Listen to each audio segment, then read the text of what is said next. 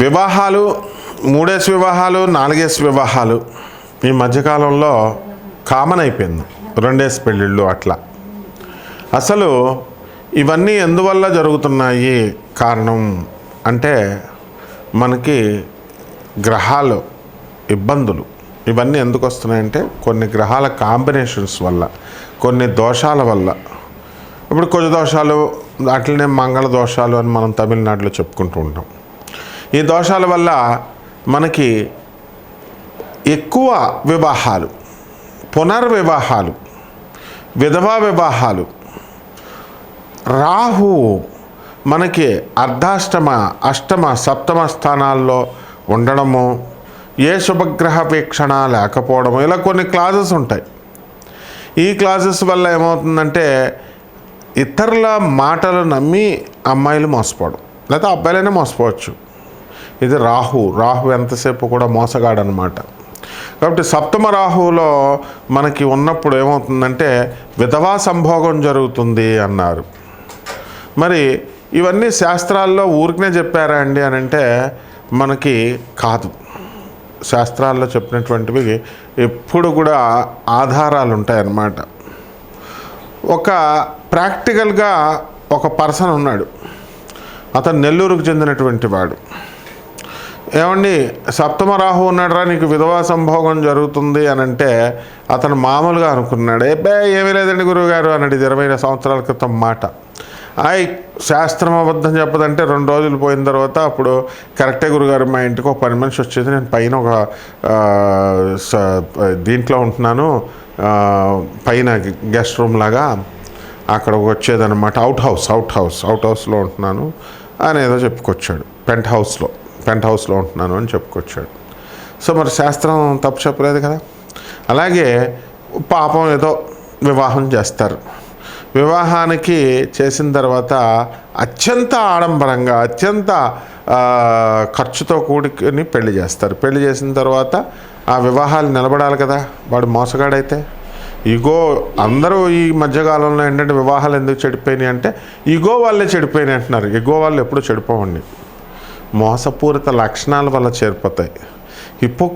హిపోక్రటిజం మెయిన్గా హిపోక్రైట్స్ అయితేనే మనసులో ఒకటి పైకి ఒకటి ఉన్నటువంటి వాళ్ళ వల్ల చెడిపోతాయి. ఈ పాపం ఈ అమ్మాయి అబ్బాయి ప్రేమించుకునేటప్పుడు ఓపెన్గా ఉన్నారా లేదా చూడాలా.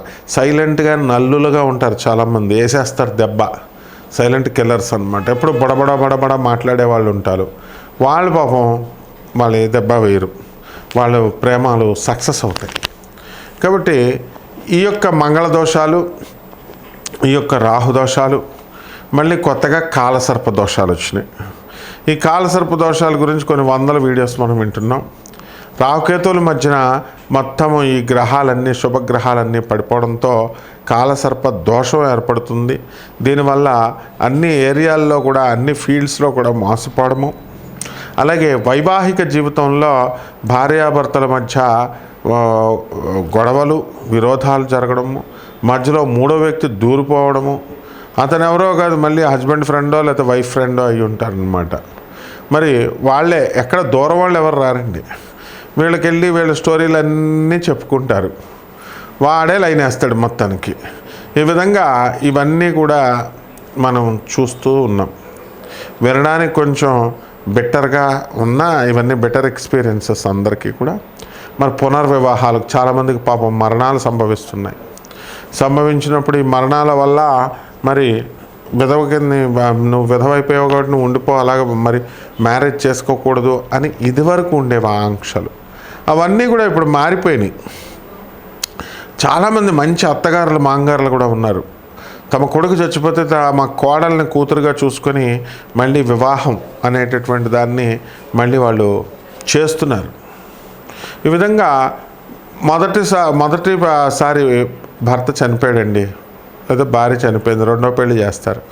2వ పెళ్లి చేసినప్పుడు మళ్ళీ చనిపోయాడు, లేకపోతే ఏదో డైవర్స్లు వచ్చి విడిపోయారు. 3వ పెళ్లి చేయాలి. 3వ పెళ్లి డైరెక్ట్ చేయరండి. అరటి చెట్టుని చేసి అరటి చెట్టుని కొట్టేసి ఆ తర్వాత ఆ వివాహాన్ని చేస్తారు. ఇలా పునర్వివాహాలు ఇవన్నీ కూడా మనం ఈ దోషాల వల్ల జరుగుతూ ఉంటాయి.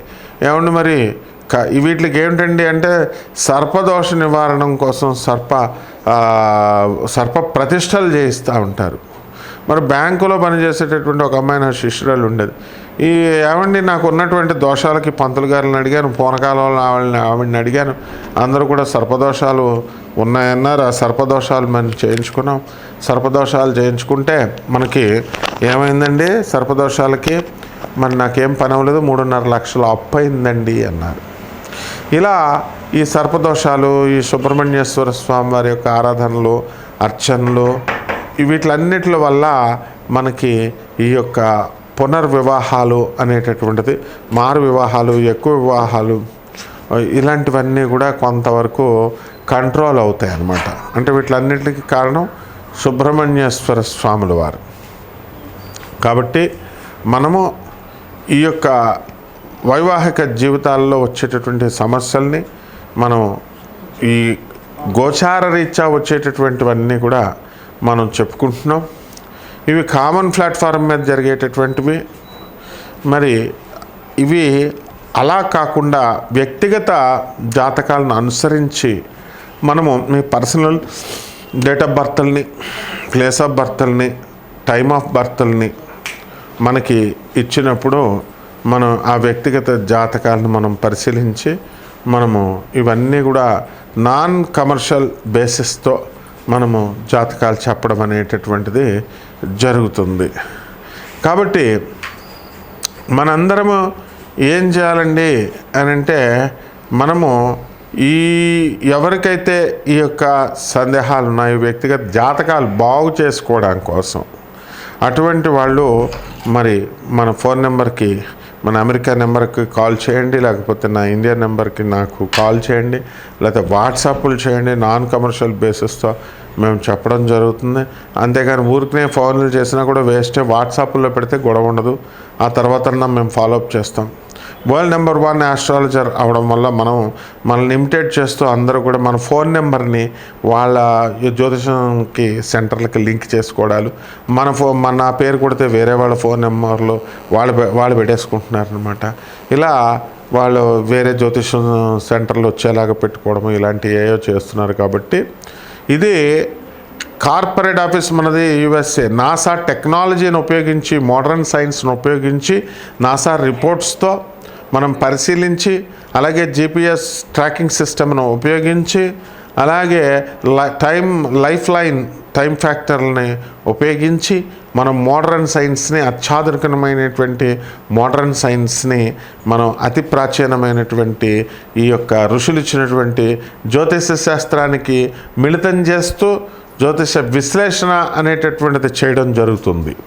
కాబట్టి వీటిల్లో మనం నెంబర్స్ ఎందుకు డిస్ప్లే చేస్తామండి? ఇవన్నీ కూడా నెంబర్స్, ఎవరైనా జీవితాలు పాడైపోతే వాళ్ళ జీవితాలు వాళ్ళు బాగు చేసుకోవడం కోసం మనకి కాల్ చేయమని, అపాయింట్మెంట్ తీసుకోమని, అది కూడా నాన్ కమర్షియల్ బేసిస్తో మనం చెప్తున్నాం. కాబట్టి అంతేగాని చాలామంది మనకే సలహాలు ఇవ్వాలని చెప్పి ఎవరు కూడా ఫోన్లో మనము అన్నెసరిగా టైం వేస్ట్లు నాకు చేయకూడదు.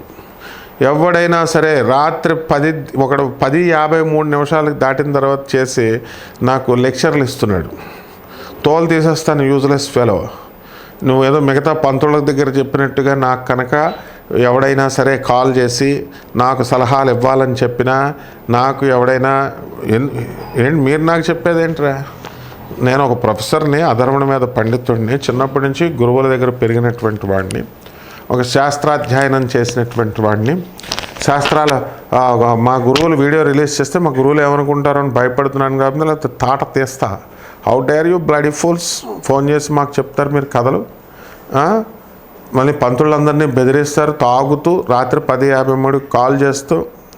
I will put you under bars, direct చెప్తున్నాను నేను. ఎవరైనా సరే పిచ్చి వేషాలు వేస్తే, పిచ్చి కామెంట్స్ చేసినా I will take the very severe action. మీరు ఎవరో పాపం జీవితాలు చితికిపోయిన వాళ్ళు ఉంటారు, వాళ్ళ కోసం నాన్ కమర్షియల్ బేసిస్తో మనం చేస్తున్నాం. మీ తల్లిదండ్రులకు మీరు తిండి పెట్టరు, సమాజానికి పనికి రారు, పేదవాళ్ళకి సేవ చేయరు, అనాథ పిల్లలకి డబ్బులు ఇవ్వరు, తర్వాత సన్యాసులకి రూపాయి ఇవ్వరు. ఎందుకురా మీ బతుకులు? సొల్లు కబుర్లు చెప్తూ తాగుతూ నాకు కాల్ చేస్తారా మీరు? How dare you bloody fellows. కాబట్టి మిగతా 12 రాశుల వారికి కూడా వీటి ఎఫెక్ట్ ఎలా ఉంటుంది, ఈ కుజదోషాలు, ఈ సర్పదోషాలు, ఈ పునర్వివాహాలు, ఈ యొక్క 3-4 వివాహాలు, అసలు పెళ్ళిళ్ళు కాకపోవడాలు, కొంతమందికి అసలు పెళ్లి కాని ప్రసాదంలాగే మిగిలిపోతారు. ఇవన్నీ ఎందుకు? ఇవన్నీ కూడా చూద్దాం. నా బేబీ పోయిందని చాలామంది బాధపడుతూ ఉంటారు. అబార్షన్స్, ఆడపిల్ల పెళ్ళిళ్ళు చేసుకున్న వాళ్ళు అత్తగారులు చేయించేస్తున్నారు. మగపిల్లడు పుట్టలేదని అత్తగారులు ఆడపిల్లలు పుట్టారని చేయించేస్తే తప్పు కదమ్మా. అసలు డాక్టర్లు ఒక పక్క గవర్నమెంట్ భయపెడుతున్నారే మిమ్మల్ని లోన్ వేసేస్తామని, లింగ నిర్ధారణ టెస్ట్ చేయకూడదని. కాబట్టి ఇవన్నీ అలాంటివి ఏం చేస్తే మహాపాపాలు వస్తాయి. ఎలాగ ఈ 12 రాశుల వారికి విడివిడిగా ఏ రాశి వారికి ఎలా ఉందో మనం చెప్పుకుందాం. మకర రాశి.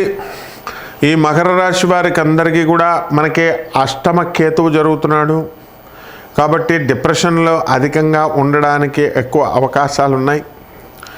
మరి ఈ నవంబర్ నెలలో కంపల్సరీగా ఈ యొక్క గురుడు కర్కాటక రాశిలోకి వచ్చినటువంటి కారణంగా ఈ మకర రాశి వారికి అందరికీ కూడా గురుబలం బాగా పెరిగింది.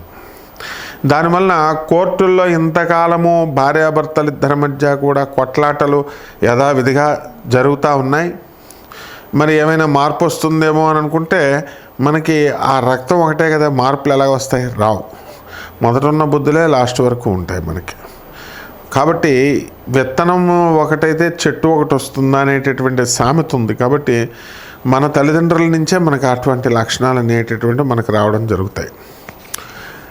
కాబట్టి ఈ యొక్క మకర రాశి వారి భార్యాభర్తల మధ్య కొట్లాటలు విస్తృతంగా జరుగుతున్నాయి. కోర్టుల్లో కేసులు వేసుకున్నారు. మరి అవి ఇంకా బెంచ్ మీదకి రాలేదు. అలాగే ఆదాయాలు చూసినట్లయితే బ్రహ్మాండమైనటువంటి ఆదాయాలు మీకు పెరుగుతున్నాయి. మకర రాశి వారికి క్రమశిక్షణకు మారిపోయారు మీరు. కాబట్టి ఈ మకర రాశి వారు అందరూ కూడా అధికంగా మనకి లబ్ధి పడాలి, లబ్ధి పొందాలి అనేటటువంటి ధోరణితో ప్రతి పనిలో కూడా మంచి చాకచక్యాన్ని చూపిస్తారు. ఏదైనా ఊరు వెళ్తే ఇది మన ఊరు కాదు కదా, మనకెందుకు ఇక్కడ చూడడం అనేటటువంటిది దానికంటే కూడా ఎక్కువగా మనము ఎలాంటిది తీసుకుంటే ఈ యొక్క వ్యాపారం స్టాండర్డ్గా ఉంటుంది అనేటటువంటి ధోరణిలో వీళ్ళు ఆలోచించడం అనేటటువంటి జరుగుతాయి. ఇకపోతే ఈ మకర రాశి వారికి అందరికీ కూడా విద్యార్థులు మార్కులు బ్రహ్మాండంగా వస్తాయి గత నెల కంటే కూడా. అలాగే చదువులో కాస్త మార్పు కనబడుతుంది. అక్కడ ట్రంప్ మరి వేసాలు ఇవన్నీ కూడా నిలిపివేసినప్పటికీ కూడా ఇటువంటి అన్నీ కూడా మీకు పరిష్కారం అవుతాయి. గ్రీన్ సిటిజన్ అవసరం లేదు. స్టూడెంట్ వేషాల మీద కూడా జాబులు రావడం అనేటటువంటి జరుగుతాయి. ఇక పరిహారాల దగ్గరికి వచ్చేసరికి కేతు అస్సలు బాగుండలేదు. మీకు డిప్రెషన్ క్యాండిడేట్స్ ఎక్కువ తగులుతారు. మీరు వాళ్ళ డిప్రెషన్ అంతా మీకు చెప్పి మీకు ఎక్కిచ్చేసి వాళ్ళు సైలెంట్కి వెళ్ళిపోతారు. కాబట్టి ఇక్కడ మీరు ఆత్మహత్య చేసుకునేటటువంటి ఆలోచనలు ప్రేరేపిస్తూ ఉంటాయి మీకు. ఎందుకు ఈ జీవితం ఇదంతా వేస్ట్ ఏమో అట్లాగా, అలా ఆత్మహత్య మహాపాపం, అట్లాంటివి చేసుకోకూడదు. కాబట్టి జాగ్రత్తగా కేతువుని డామినేట్ చేయండి. మరి ఆ విధంగా ఈ యొక్క కేతుగ్రహ శాంతి అర్థం ఏం చేయాలండి అంటే ఈ యొక్క మనకి ఏం జరుగుతుందండి, ఇది మకర రాశి. మకర రాశికి నోటికి సంబంధమైనటువంటి వ్యాధులు రావడానికి అవసరం అవుతుంది. నోటికి సంబంధించినటువంటి దుర్వ్యసనాలు రావడానికి అవకాశం ఉంటుంది. సోదరుల డెవలప్మెంట్ బాగుంటుంది.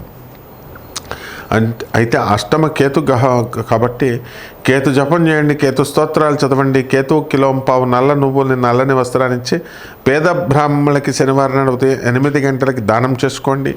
అలాగే దశమహావిద్యల్లో ఒకటైనటువంటి మహాకాళి అమ్మవారి యొక్క హోమాన్ని మీ ఇళ్లలో జరిపించుకోవడం ద్వారా అద్భుతంగా ఉంటుంది. శుభమస్తు.